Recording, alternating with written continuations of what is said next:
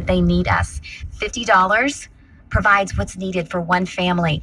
Could you or your family take care of maybe one family there, or maybe two or three or four, whatever you can do? Would you just call 888-448-4485, and you can do that right now. You can provide what is needed for a family. 888-448-4485. You can also go to kkla.com and provide your gift there. Thank you. So if you want to help Florence victims, Hurricane Florence, you can do that. Call that number and give your money, or you can pray, and or you should also be praying. I'm talking to Christians, of course. If you're not a Christian, you want to give money, that's great too. I don't know how you can pray if you're not a Christian. If you don't believe, I mean, you can say words to somebody you don't believe in. I don't know if that helps, but I guess if you're a non-Christian, you could pray to a God that Christians believe in, but that you don't believe in, and God can still hear you talking, still hear you thinking. But I don't know if you get the power that comes with prayer if you don't believe in who you're praying to. So for Christians, I encourage you to pray for the victims of Florence. Not only Florence, but also the one in China and Hong Kong and Philippines. Hit hard there, the Mangkut or Ompong, however you say it. They have two different words for it. And they were hit really hard, especially one area where there's a landslide and gold miners' families,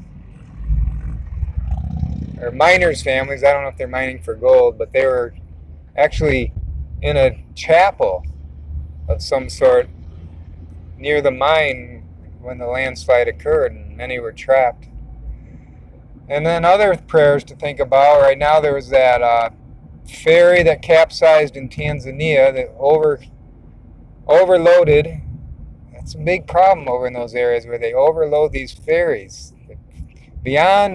way beyond capacity, and that's what happened. And I think last I heard it was over 100 are missing, so that's usually mean they probably have died.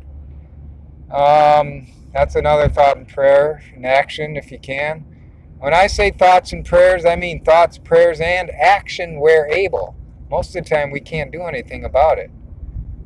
So thoughts and prayers are powerful. It's not a lot of people, you hear liberals and others who say, oh wow, thanks for your thoughts and prayers, if it's just like going through the motions, saying a few words.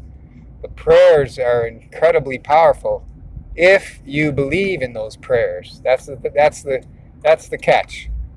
If you don't really believe in it, yeah, you're just saying words. If you are in fact going through the motions, then yeah, it's meaningless, and it's rightfully criticized. As Christians, we must believe in the power of prayer, must believe in that prayer. God can and will do anything. He doesn't always answer in the ways we think it should be answered, but he does answer every prayer in one way or another. And so, you know how they say, be careful what you wish for. Also be careful what you pray for. Sometimes our prayers reflect our humanism, not always God's will. So sometimes it's better that God doesn't answer the prayers the way we want them to be answered. And sometimes you'll realize that later on in life, if you keep track of what you're praying for. Most of the time we forget what we prayed for and go on. If you keep a prayer journal, which I do, and I recommend it, you can actually look back on those prayers that you prayed for and then see what happened actually. And then you'll think, oh, wow. God's wisdom was, in fact, much greater than my wisdom and my petition. But I really strongly encourage you to keep a prayer journal and write down your prayers. And I use little check marks, I'm praying for example, Leah Sharibu in Nigeria. She was captured by Boko Haram and refuses to recant her Christian faith, and so they refused to let her go. Last time I checked, anyways. So I'll write down Leah Sharabu's name in my journal, my prayer journal, and then I'll make little check marks, like 1, 2, 3, 4, 5, and then cross that off. And I'll just do that over and over. And that means that shows my intention.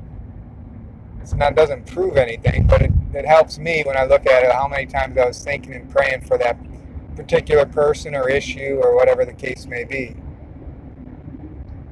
So those are just some encouragement for you. God be with you all and bless you. Have a wonderful day. Keep the faith. Keep growing in Christ. Keep praying. Keep telling the good news.